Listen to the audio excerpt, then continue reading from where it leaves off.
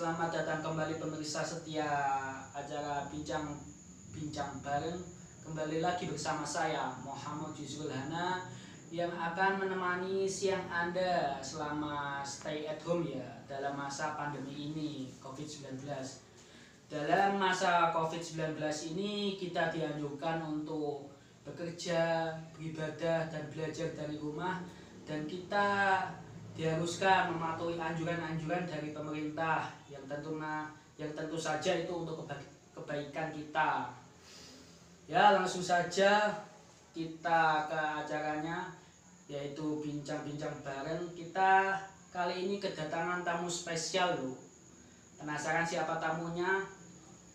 Yuk kita langsung sambut saja tamunya, yaitu Muhammad Yusrul Muna dari UIN Wali Songo dan Muhammad Rozi Fikriya dari Unsik Wonosobo.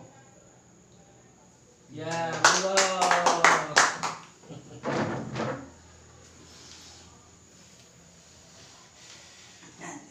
Ya, untuk pertama-tama gimana nih kabarnya dari Mas Rozi Fikriya selama masa pandemi ini? Ya, alhamdulillah sehat. Sehat ya? Iya, sehat. Kalau Mas Yusrul Muna gimana nih kabarnya? Ya, alhamdulillah masih beraktivitas seperti biasa. Mungkin ini volumenya bisa ditambah biar Ya. agak lebih semangat ya. Ya, ya. Untuk pertama-tama saya mengucapkan selamat datang di acara bincang-bincang bareng dan terima kasih sudah menyempatkan waktunya untuk mengisi acara kali ini. Dan langsung saja untuk perkenalan ya. Ini kan kita belum kenal lebih dalam mengenai dua narasumber kita ini. Mungkin kita bisa pertama dari Mas Rozif ini.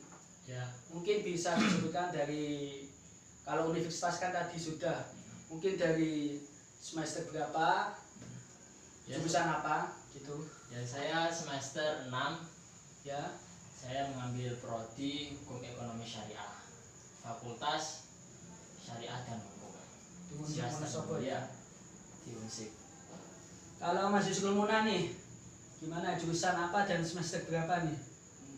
Kalau saya sama semester 6 juga, dari jurusan Manajemen Haji dan Umroh, Fakultas Dakwah dan Komunikasi. Seperti itu. Ya, langsung saja ke pertanyaan selanjutnya ya. Mungkin hal apa yang Anda pikirkan pertama kali mendengar tentang adanya kuliah online ini? Monggo, mungkin bisa dimulai dari Muhammad Yusrul Muna dulu. Mengenai kuliah online, ini merupakan ya fenomena alam yang langka, dan baru kali ini kita mengalami kuliah berbasis virtual, kuliah berbasis online seperti itu. Jadi ya memang banyak teman-teman yang cukup kaget dengan kegiatan kuliah online ini seperti itu. Nah, kalau Mas Rozi Fikriya ini gimana? Ya, mendengar kuliah online itu menjadi sebuah tantangan baru buat kita. Kan yang awalnya kita kuliah biasa tatap muka, sekarang online. Jadi bisa ada tantangan baru lah. Oke, untuk pertanyaan selanjutnya, mungkin bisa diutarakan di sini, kita sharing-sharing ya tentang kendala saat kuliah online. Ya, mungkin bisa untuk pertama oleh Mas Rozi Fikriya. Ya, paling kendala saya tuh ya masalah sinyal sama itu waktu, ya kan. Soalnya kalau kuliah online kan nggak berhadapan langsung, kita kan ya walaupun sudah ngadepin HP, namanya juga ngantuk. Bisa kebablasan gitu masalahnya, ngantuk gitu. Oh, Kalau kendalanya saya, iya. mungkin bisa lebih ke faktor diri sendiri ya. Iya. Nah, kalau Mas Yusrul Muna gimana nih? Ya, kalau saya ya utama pasti beban kuota itu cukup tinggi, cukup menyerot kuota, apalagi yang digunakan sangat menyerot kuota sangat banyak sekali seperti itu.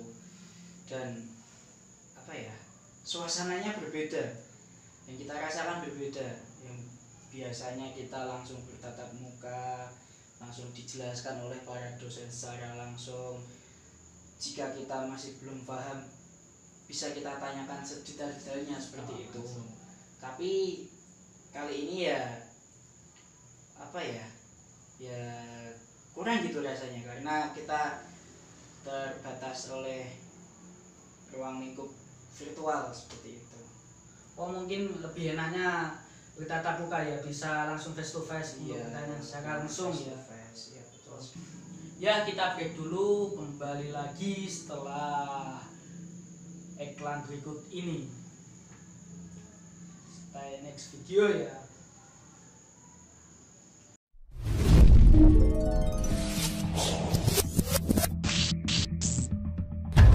Assalamualaikum warahmatullahi wabarakatuh. Teman-teman Indonesia, saat ini kita sedang menghadapi situasi yang cukup prihatin, yaitu wabah pandemi virus corona di seluruh dunia. Untuk itu kita perlu meningkatkan daya tahan tubuh kita, salah satunya dengan ikhtiar mengkonsumsi imun booster yang sangat baik, yaitu Melia Propolis dan Melia. Melia Propolis memiliki antivirus yang sangat kuat, juga sebagai peningkat daya tahan tubuh, mengandung mineral, vitamin, dan asam amino yang sangat lengkap, dan juga antioksidan yang sangat tinggi, sehingga akan memperkuat daya tahan tubuh kita, menghindarkan kita dari serangan berbagai penyakit termasuk virus, insya Allah, dan virus corona ini juga.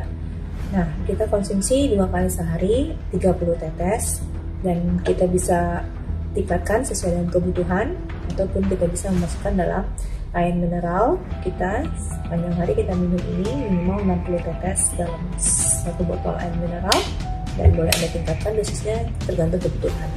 Dan kita juga bisa mengandalkan Melia Biang sebagai imun booster, karena imun booster yang ada pada Melia Biang ini sangat baik, berasal dari kolostrum susu awal sapi. Semprotkan 2 kali sehari, 5 semprot di pagi hari dan 5 semprot di malam hari.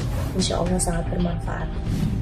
Kita bisa membuat larutan antivirus yang sangat kita andalkan dari propolis ya. Kita ketahui bahwa propolis itu memiliki antivirus yang sangat kuat, sehingga kita bisa mengandalkannya untuk mencegah virus corona menempel di tangan kita atau di wajah kita. Ya, dengan cara kita membuatnya dengan larutan propolis dengan air matang atau air mineral. Perbandingannya 1 ml atau 1 cc air matang dengan 1 tetes propolis.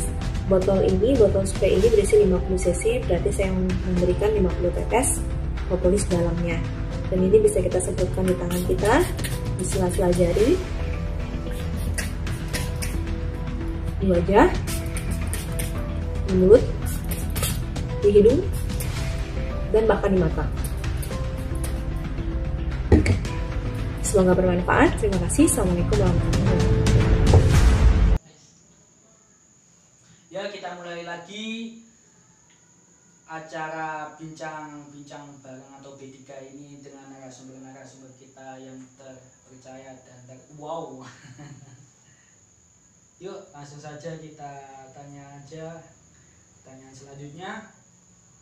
Oke. Untuk pertanyaan selanjutnya, biasanya dalam tugas online itu deadline tugas yang diberikan oleh dosen itu berapa hari ya? Mungkin bisa dimulai dari Muhammad Yusril Muna dulu, Mas Muhammad Yusril Muna. Kalau dari kampus saya itu beragam. Ada yang dosennya pengertian, itu ada kasih waktu yang agak lama, 2 minggu sampai 1 bulan, dan tidak memaksakan seperti itu. Dan ada juga dosen yang ya terkenal gila ya, itu dalam waktu sekian harus dikumpulkan, sampai ada yang 1 hari itu harus langsung dikumpulkan, pagi dikasih tugas, sore sudah harus dikumpulkan. Juga ada yang semacam itu, dan itu ya tantangan kuliah online seperti itu. Oh, berarti tinggal dosennya ya? Iya. Enak-enakan dosen, kalau desanya tidak menyulitkan mahasiswa enteng ya. Nah, kalau Muhammad Kosifik ya gimana nih pendapatnya? Kalau saya nih sama dengan Mas Muna, cuma ya ada juga yang seperti kelompok. Kalau kelompok itu biasanya kan sesuai tema. Jadi contoh ya, minggu depan temanya tema pertama. Jadi kelompok pertama harus mempersiapkan gitu. Ya tergantung temanya pada minggu keberapa gitu. Dan juga ya ada yang mingguan, ada yang beberapa hari saja, tergantung dosanya juga sih. Oh, berarti tinggal dosanya ya. Iya. Benar-benar tinggal dosanya. Iya. Dosanya killer atau tidak. Dosen itu menentukan. Iya, menentukan kita. Kalau gitu untuk pertanyaan selanjutnya mungkin bisa diutarakan, ini kan dari universitas yang berbeda-beda, untuk dalam masa pandemi ini aplikasi apa saja yang biasa digunakan untuk menunjang kuliah online. Mungkin bisa dimulai dari Mas Zulfikriya dulu. Ya, kalau di saya sih nggak seribet di kampus-kampus lain, cuma di kampus saya tuh di WA, terus apa itu namanya, apa? Classroom, Google Classroom. Oh, Google Classroom. Ya, sama itu apa? Seperti web yang sudah disediakan oleh kampus sendiri. Oh, web yang disediakan oleh Iya. kampus. Hmm, Nah, itu saja ya. cuma 3 itu aja di prodi saya. Oke. Kalau Muhammad Yusuf Mana sendiri? Kalau di saya cukup beragam dan memang terkesan coba-coba ya, karena memang ini baru coba-coba aplikasi. Kalau yang simpel ya kita pakai WA, itu diskusinya intens dan memang itu teman-teman sangat mengikuti. Kalau ada juga yang pakai apa ya, aplikasi lain, itu juga pakai aplikasi lain dan itu cukup banyak dosen kita yang pakai lain. Itu kita pakai video call, jadi kita bisa bertatap muka. Terus ada juga pakai Jitsi Meet, sejenis Zoom, yaitu juga video meeting, video classroom gitu, kita juga pakai itu ya, supaya katanya biar kelihatan wajah-wajahnya mahasiswanya, biar gak ditinggal tidur gitu katanya. Seperti itu. Mungkin untuk aplikasi hampir sama ya, membedakan mungkin ada di Mas Muna ada LAN dan Mas Yusuf ada aplikasi tersendiri dari kampus ya. Nah, untuk pertanyaan selanjutnya ini Mas Yusuf Muna dulu ya, ini merasa terbebani atau tidak sih dengan kuliah online ini? Ya, di awal kita merasa, tadi yang saya ucapkan di awal, kita kaget ya, agak kaget dengan suasana baru ini.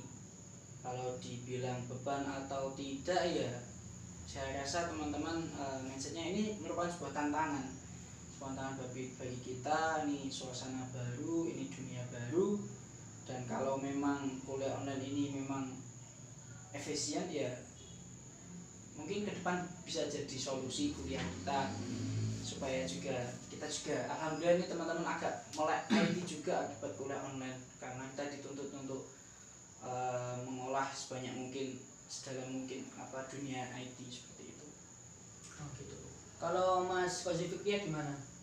Iya. Merasa terbebani atau tidak? Atau malah enjoy saja? Ya dianggap beban ya juga enggak.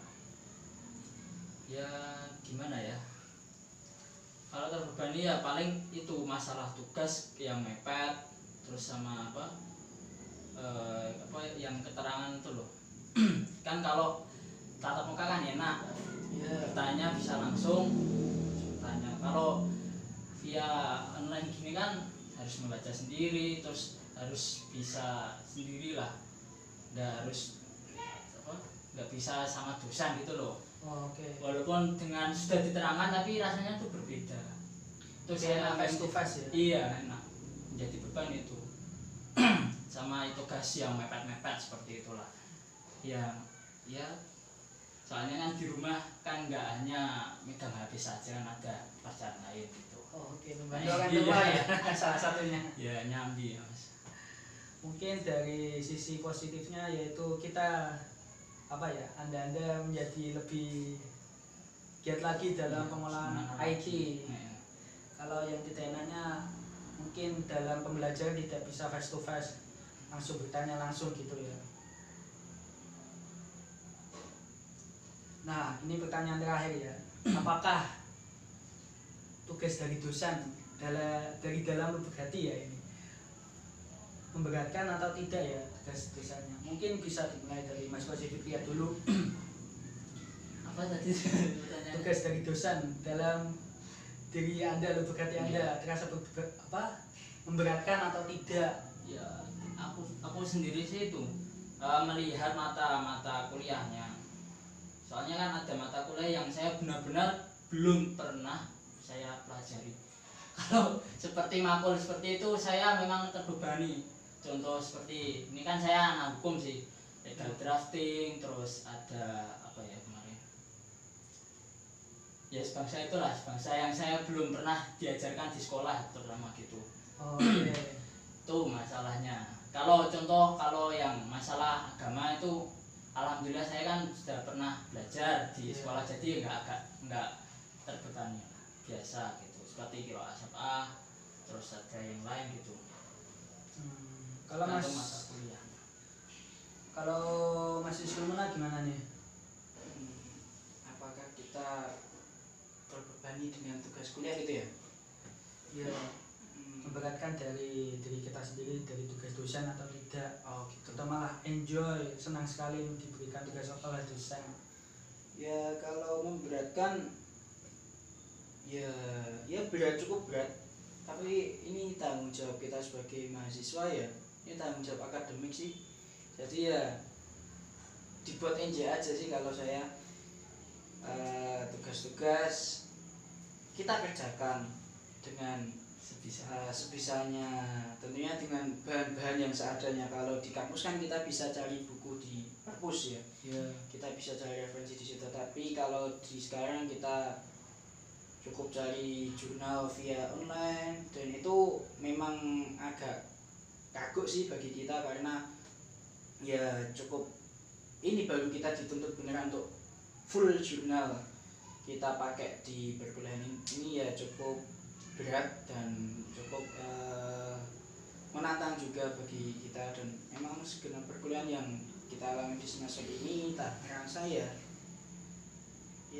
tadi tanggung jawab ya berat, tapi ya kita enjoy aja, kita jalani, dan alhamdulillah ya cukup enak, dan alhamdulillah dosennya juga banyak yang pengertian, karena keadaan kita ya tidak seperti biasanya, seperti itu.